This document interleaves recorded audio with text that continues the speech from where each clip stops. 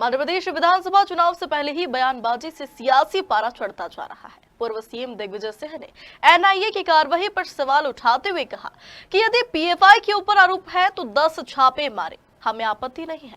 लेकिन देखने में आ रहा है कि उन्होंने जितनी भी छापेमारी की है उनमें 97% में आरोप झूठे पाए गए हैं। वहीं दिग्विजय सिंह के बयान पर भाजपा विधायक रामेश्वर शर्मा ने पलटवार कर कहा और दिग्विजय सिंह को जिन्ना का स्वरूप बताया है। हमारे पीएफआई के संगठनों पर देखिए, बात यह है, यदि पीएफआई के ऊपर कोई इस प्रकार का आरोप है तो आप 10 छापेमारी, हमें आपत्ति नहीं है।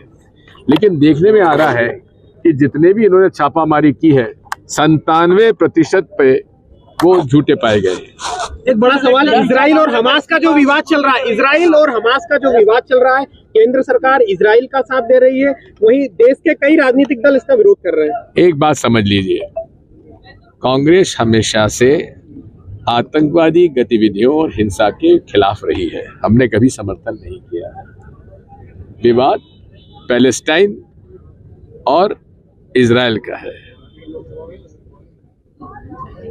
पैलेस्टाइन की धरती पर इजराइल के जो यहूदी थे, क्योंकि उनके साथ जातियां हुई थी हिटलर के जमाने में। जब छापामार कार्रवाई की गई थी पूरे देश भर में, तो दिग्विजय सिंह की तरफ से जब सवाल पूछा गया तो उनका जवाब ये आया कि जो कार्रवाई की जा रही है वो तो ठीक है अगर हो रही है तो, लेकिन उसमें से 97% जो कार्रवाई की जाती है वो गलत पाई जाती है।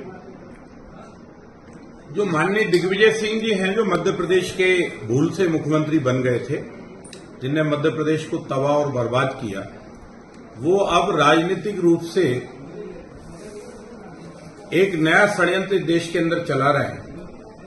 चाहे पीएफआई हो या हुजबुल के लोग हों या दूसरे कोई आतंकवादी संगठन हो, ये वही माननीय दिग्विजय सिंह है जो आतंकवादियों को अनेक बार जी कहकर संबोधित कर चुके हैं।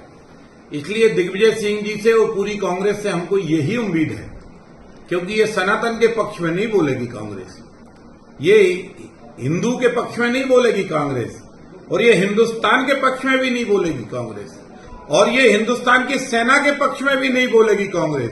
कांग्रेस जब भी बोलेगी तो इस्लामिक कट्टर आतंकवादी के समर्थन में बोलेगी, उनके सम्मान में बोलेगी। पीएफआई पे जो कार्रवाई हो रही है ना, उससे पूरी कांग्रेस, दिग्विजय सिंह लेकर पूरी कांग्रेस हिली हुई है।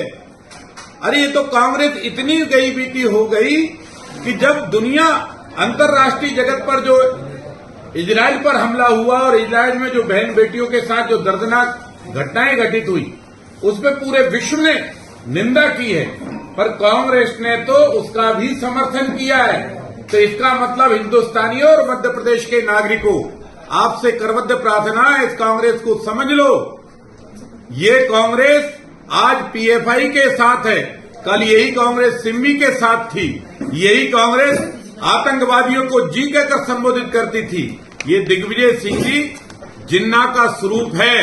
ये अलगाववाद, आतंकवाद और देशद्रोही गतिविधियों को सम्मान देने की कार्रवाई में निरंतर लगे हुए हैं। श्रीमान, सावधान रहना, इनसे संभल कर रहना।